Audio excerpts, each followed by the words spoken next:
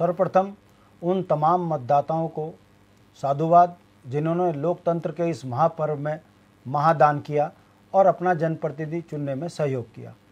सरकार किसकी बनेगी किसकी नहीं बनेगी ये तो अभी शाम तक पता चलेगा, मगर सरकार जो भी बने वो लोक हित में काम करे, राष्ट्र हित में काम करे, हम ऐसी कामना करते हैं और जनता की आशाओं पे ये सरकारें उतरती हुई दिखे। इसी के साथ आपने सवाल किया है उत्तराखंड क्रांति दल का। देखिए, हम किसी गठबंधन का हिस्सा नहीं थे, हमारे कुछ स्थानीय मुद्दे थे जिनको लेकर हम संघर्ष कर रहे थे, हमने उन्हीं के ऊपर चुनाव लड़ा। टेरी से बॉबी परमार युवाओं की आवाज बने हुए थे। खुशी की बात है अभी भी सेकंड नंबर पर चल रहे हैं, प्रत्याशी आगे जीत भी सकते हैं, अभी कहना संभव नहीं है पहले ही। दूसरा, पौड़ी से हमारे आशुतोष नेगी जी चुनाव लड़ रहे थे, वो अंकिता हत्याकांड, महिलाओं की उपेक्षा, पलायन, तमाम इशुओं को लेकर वो भी चुनाव लड़ रहे थे।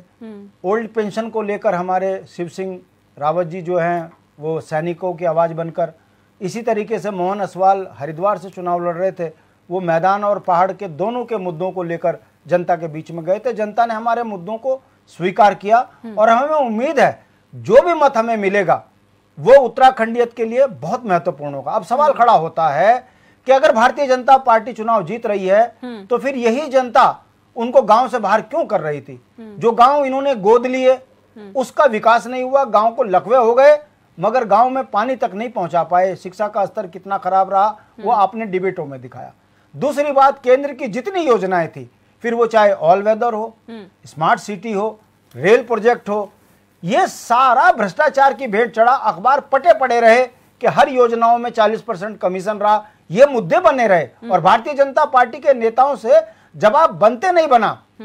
चौथा, सबसे महत्वपूर्ण बात यह थी कि उत्तराखंड में वन अधिनियम जो है उत्तराखंडियत के लिए बहुत बड़ा खतरा बना है, मानव जीवन के लिए बहुत बड़ा खतरा बना है। जंगली जानवर हमारे बच्चों के साथ रोज जो है उनको मार रहे थे।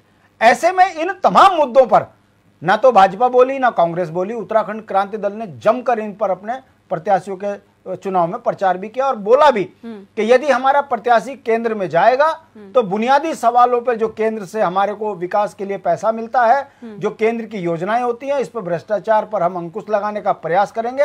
और इन 24 वर्षों में हमारी परिसंपत्तियों का बंटवारा नहीं हुआ है, हमारे पानी का बंटवारा नहीं हुआ है, हमारे उत्तराखंड के उत्तराखंडियत को खत्म कर दिया गया है, जनसंख्या विस्फोट हो गया है, मंदिरों में शराब परोसी जा रही है, उत्तराखंडियत के ऊपर अतिक्रमण जिस तरीके से हो रहा है, इसे रोकने के लिए लोकसभा में हमारी आवाज जानी चाहिए।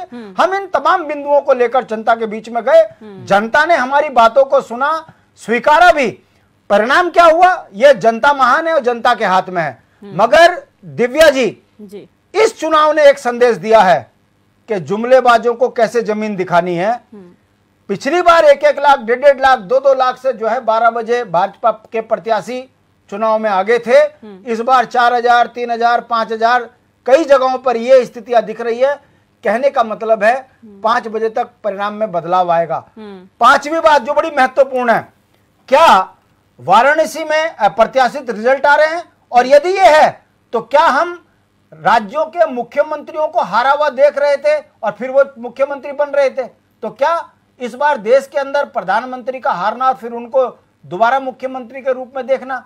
छठी बात, इस चुनाव में आरएसएस की दूरी ने यह एहसास करा दिया है कि वाराणसी में यदि वाकई आरएसएस ने काम नहीं किया तो यह बड़ा सेटबैक भारतीय जनता पार्टी के लिए है। क्योंकि भारतीय जनता पार्टी के अध्यक्ष का एक बयान जो अखबारों में निकला था कि वाजपेयी के टाइम पे आरएसएस की जरूरत थी, अब मोदी के आगे आरएसएस की जरूरत नहीं है, ये चुनाव मोदी का है। और वाकई अगर ये बात ग्राउंड पर भाजपा के लिए खतरा बनी है तो 5 बजे तक परिणाम में बहुत बड़ा परिवर्तन दिखेगा। मेरा यह मानना है देश के लोकतंत्र में जनता ने जिसको भी मत दिया होगा वो देश के लिए सही काम करेगा। ये संदेश बिल्कुल में जाएगा। चर्चा में आगे बढ़ेंगे लेकिन उससे पहले हमीरपुर से आपको नतीजे बता देते हैं। अभी के जो रुझान सामने आ रहे हैं, हमीरपुर से बीजेपी के पुष्पेंद्र चंदेल आगे चल रहे हैं 12,247 वोटों से।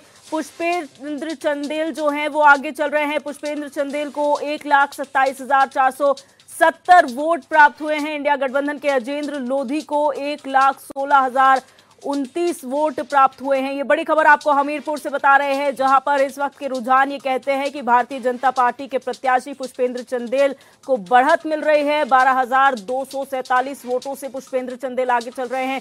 अगर वोटों की बात की जाए तो पुष्पेंद्र चंदेल को 1,27,470 वोट मिले हैं। वहीं इंडिया गठबंधन के जो प्रत्याशी है अजेंद्र लोधी, उन्हें 1,16,029 वोट मिले हैं। यानी